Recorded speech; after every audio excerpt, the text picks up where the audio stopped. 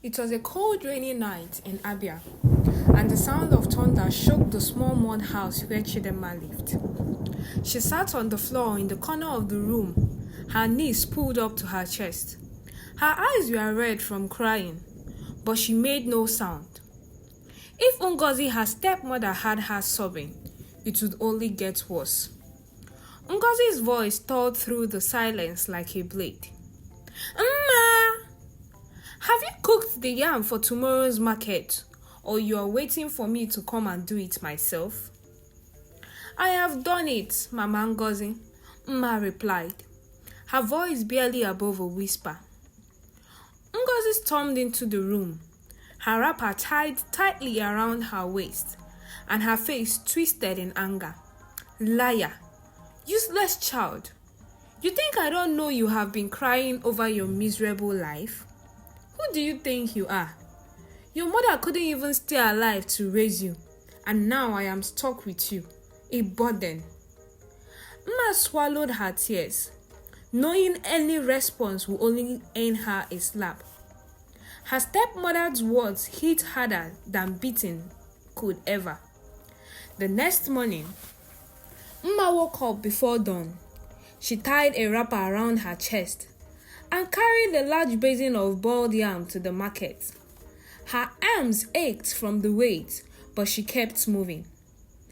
At the market, she arranged the yams on the wooden tray, calling out to customers as loudly as she could. "Fresh yam, very sweet, buy from me." A kind woman stopped her and handed her some money. "Mma, you work so hard though. Do they even let you eat at home?" Mma forced a smile. "Yes, ma." The woman frowned but said nothing more. She handed Mma an extra 5 naira and whispered, "Buy something for yourself." It was these little acts of kindness that kept Mma going. She used the money to buy akara on her way home, eating quickly before Ngozi could notice. As soon as Mma got back home, Ngozi was waiting for her. "How much did you make today?" Ngozi demanded. Mma handed over the money without a word. Ngozi counted it, her eyes narrowing. "Is this all? Do you think I am stupid? Did you steal some out of it?" "No, Mama Ngozi," Mma replied, shaking her head. Ngozi slapped her hard across the face. "Next time, bring more. Make more sales, you useless girl." Ngozi's children sat in the corner, laughing. Uche, the eldest, smirked and said, "Maybe she's hiding the money to run away." Mma's heart skipped a beat. She quickly busied herself with the sweeping, trying to hide the fear on her face. The next day, at school, Mma arrived late as usual. Her classmates stared at her as she walked in her uniform faded and torn. She avoided their gazes, focusing instead on Miss Ifeoma, who was already teaching. "Mma, see me after class," Miss Ifeoma said. Mma's stomach coined with anxiety. Had she done something wrong? After class, Miss Ifeoma called her to the desk. "Why are you always late, Mma? And why do you look so tired?" Mma hesitated. She didn't want to talk about her home life, but the tears in her eyes gave her away. Miss Ifeoma placed a hand on her shoulder. "You are one of the smartest students in this school. Don't let anyone steal your future." Mma nodded, feeling a flicker of hope. One evening, after a long day at the market, Mma overheard Ngozi talking to a neighbor. "She's ripe now," Ngozi was saying. "A fine girl like her will fetch good money." Mma froze. "Are you serious?" the neighbor asked. "Of course. My husband is too useless to provide for this family. If I can sell her off to a rich man, at least we will eat well for once now," Ngozi replied. Mma's heart pounded in her chest. She couldn't believe what she was hearing. That night, Mma lay awake, staring at the ceiling. She replayed Ngozi's words in her mind. If she stayed, her life would no longer be her own. She thought about her mother, the only person who had ever loved her. "Mama, please help me," she whispered in the darkness. By morning, she had made up her mind. Before dawn, Mma packed her belongings into a small bag, a folded dress, a pair of slippers, and her school certificate. She tiptoed out of the house, careful not to wake anyone. The cold air beat at her skin as she walked through the village, her heart racing with fear and hope. She didn't know where she was going, but she knew she couldn't stay. As she boarded a bus to Onitsha, she whispered to herself, "This is not the end. I will make it. There is hope for me." Onitsha was nothing like the quiet village she had left behind. The streets buzzed with life, traders shouting, car honking, and people rushing in every direction. Mma clutched her bag tightly, feeling out of place and overwhelmed. The first few nights were terrifying for Mma. She found a quiet corner near a busy junction and curled up on the cold, hard ground with nothing but her small bag as a pillow. She tried to sleep, but the sounds of honking cars and distant chatter kept her awake.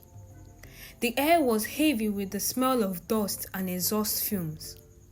One night, as she dozed off, a group of street boys approached her. Their laughter and whisper woke her instantly. "Hey, fine girl, what are you doing here all alone?" one of them sneered, his shadows towering all over her. Mma's heart pounded as she clutched her bag tightly. "Please, I don't want any trouble," she whispered, trying to sound brave. The boys circled her, their faces menacing. Just as one of them reached for her bag, a security car blared in the distance. The boys scattered, cursing under their breaths. Mma didn't wait to see if they returned. She grabbed her things and ran as fast as her legs could carry, tears streaming down her face. It was on the third day that she met Mama Ifeoma, a plump woman selling akara by the roadside. "You look lost," Mama Ifeoma said. "What is your name? Who are you looking for? And what are you doing here?" I need a walk," Mma replied, her voice trembling. Mama Ifeoma took pity on her and offered her a job of frying akara. The work was tough, but Mma was grateful. She slept in a small room at the back of the shop and saved every naira she earned. One day, a customer noticed Mma's intelligence as she calculated the change. "You are really a smart young lady. What are you doing here?" Mma started explaining her story to the woman. Madam Stella offered to train her in tailoring. Mma shouted, "Really? Thank you so much, ma'am. Thank you so much. God bless you." Madam Stella offered her a complimentary card and told her the way to find her shop. Mma stood in front of Madam Stella's shop, her heart racing with excitement and fear. This was her chance to change her life. She felt a new sense of hope. The sewing machines buzzed around her as Madam Stella showed her how to thread a needle. Mma's hands were shaky at first, but with each passing day she grew more confident. Months passed and Mma's skills blossomed. She was no longer just an assistant. She had her own customers now, and her talent was starting to shine. But just when Mma thought things were turning around, A new challenge awaited. Mma's life began to take shape under Mama Stella's guidance. She had never felt such kindness from anyone since her mother passed. For months, she worked tirelessly, learning the art of sewing slowly. Mma found herself stitching not just clothes but pieces of her broken life back together. Madam Stella treated her like a daughter, often reminding her, "Your past doesn't define you. Focus on where you are going." But life had more tests for Mma. It was a rainy evening when Madam Stella closed her shop early. She handed Mma a small package, smiling warmly. "Take this home. It's some extra fabric. Practice tonight." Mma nodded and hurried off. She still shared a room with another apprentice, Chinyere, who often teased her about her humble beginnings. That night, as Mma practiced stitching under the dim light of a kerosene lamp, Chinyere couldn't resist mocking her. "You would think you'll ever be more than Madam Stella's errand girl," she sneered. Mma bit her tongue, refusing to engage. Deep down, her determination grew stronger. Months later, Madam Stella's shop was buzzing. A wealthy woman, Mrs. Okolo, entered with her daughter to order a dress for an upcoming event. As Madam Stella sketched designs, Mma quietly observed. Her mind raced with ideas when Madam Stella left the room briefly. Mrs. Okolo glanced at Mma. "Do you sew?" she asked casually. Mma hesitated but nodded. "Yes, Ma. I am still learning, but I can try." Mrs. Okolo handed her a piece of fabric. "Show me." With shaky hands, Mma began to work. Hours later, she presented a simple but elegant dress. Mrs. Okolo smiled approvingly. "You have got some talent, oh. Keep it up." This moment ignited something in Mma. She realized she was capable of more than she can ever have imagined. As Mma's skills grew, so did jealousy among the other apprentices. Chinyere, in particular, couldn't stand the praise Mma received. One afternoon, she accused Mma of stealing fabric from the shop. "Ma, I saw her hiding it in her bag," Chinyere shouted, pointing dramatically. Mma's heart sank as Madam Stella looked at her with disappointment. "Is this true, Mma?" "No, Ma," Mma said, her voice trembling. "I would never do that." After a thorough search, no stolen fabric was found. Madam Stella apologized to Mma, but the damage was done. Mma realized she needed to leave the shop if she wanted peace. With a small loan from Mama, Ifeoma, and savings she had tucked away, Mma rented a small space in the market. It wasn't much, a table, a sewing machine, and few rolls of fabric, but it was hers. She worked tirelessly, sewing day and night. Her customers grew steadily, drawn to her unique designs and kind demeanor.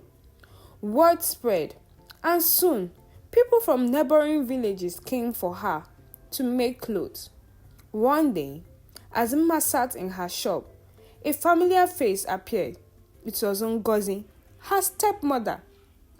She looked older and worn out now, her proud and wicked nature replaced with shame. "Mma, I heard about your success," Ngozi stammered.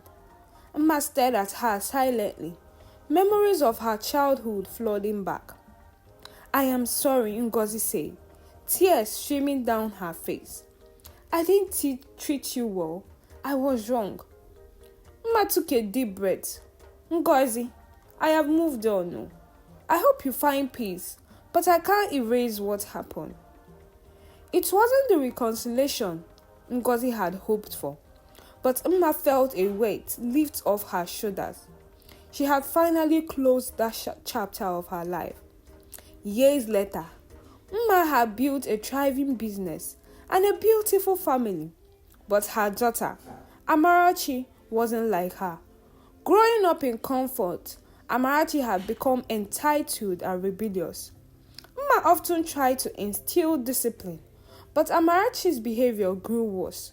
She refused to help in the shop, spent money carelessly, and disrespected even her teachers. One day, Amarachi stormed into the house shouting, "Why do I have to live like this? You are rich now, but you act poor." Mma's heart broke. She saw herself in Amarachi, but not in a good way. She knew it was time to teach her daughter the value she had learned through struggle.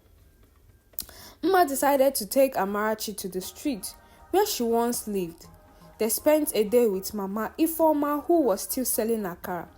"Do you see this?" Mma asked her daughter. "This was my life. I worked hard to give you everything, but you are throwing it away."